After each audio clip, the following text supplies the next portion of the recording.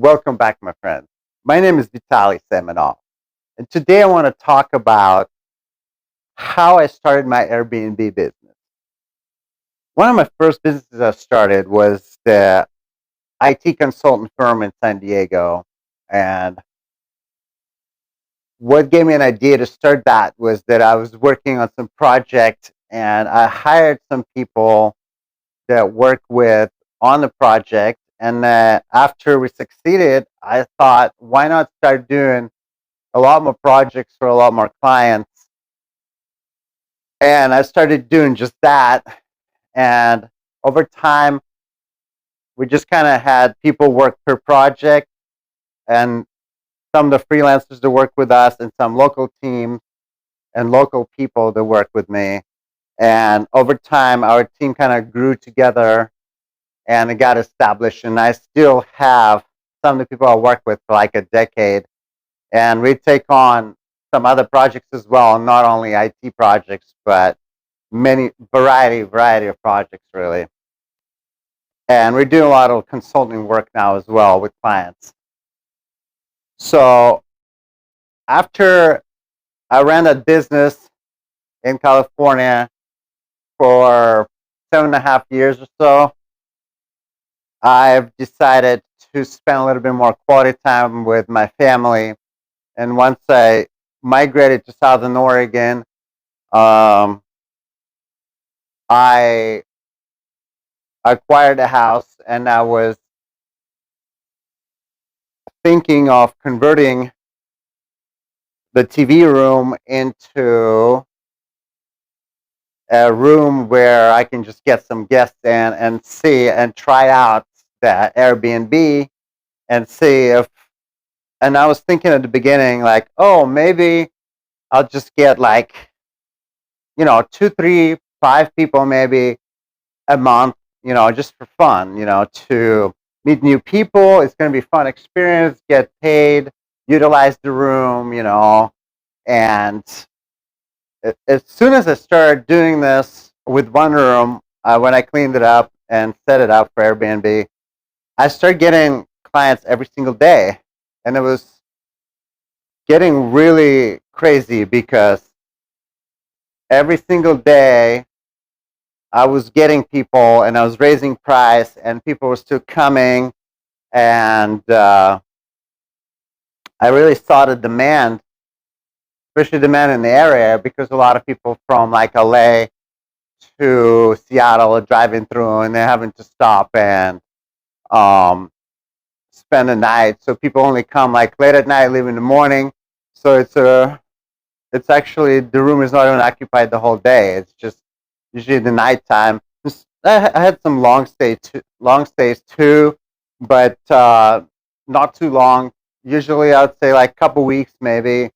But it's definitely way better than just renting like your room out or your house out. It's a lot more income, and it's actually kind of fun. So then I started doing another room, and I cleaned out yet another room. So I already had 3 units going, and it was already making a few thousand extra a month just with this side hustle that I created, which wasn't even my intention to have as a business.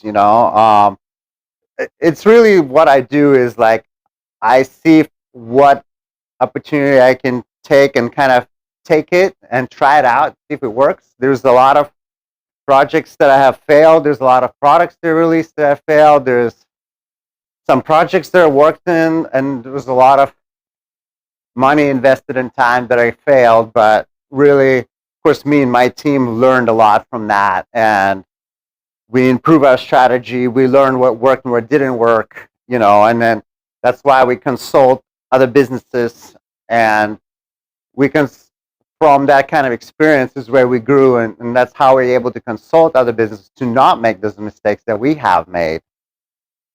And so with the Airbnb business, after having 3 rooms, it's just going all the time, and there was a lot of demand. And even like when COVID started, it was still, I thought maybe during pandemic, it's not going to be many people and visitors, but there was really a lot of people always coming.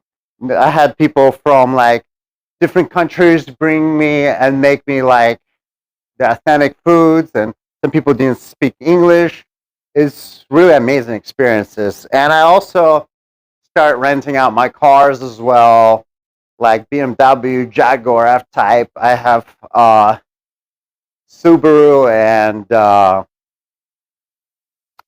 and I was going to put Porsche on there as well, and started kind of give it in also as a plus to experience. And the tour also picked up, and there's apparently demand in the area, and people pay me like $200-300 a day to rent the car, and that also works really well. But back to the Airbnb is with the Airbnb also, after we acquired another house, we were able to rent out those rooms as well. And of course, with two houses, the income doubled, and it went into actually a six-figure income. And after that, I started to see how I can further monetize this, and by seeing how really in demand this spaces are, like short-term space is, and I started to look into RVs and trailers. And so I've got some trailers. I set up some trailers in the backyard. I set up some trailers and hooked them up and everything like that. And I also got an RV, and RV was going for like $139 a night, which is really great. It's a really big RV, and people really like it. Honestly, like those kind of units. Now you have to be careful. Some of the towns or cities that don't allow to rent out those kind of units, so you have to really watch out and see if that route works for you or not. But what really would work most of the time, and you just have to get approved with the city, is that you want to build tiny houses. So when you're actually buying a house, like the next house I'm actually going to buy here in the next few months, I'm actually going to have my team of who build my tiny houses in my current property go and check the new property and see if, before I even purchase it, and see if it's eligible, if we can get approved with the city first to build on the extra land that is sitting on the acreage or whatever, square footage, to see if we can actually build and how many tiny houses we could squeeze in. In the current house right now, we're finishing up a 2-bedroom, 2-bath unit, so it's going to be a big addition. That's the extra $5,000 a month.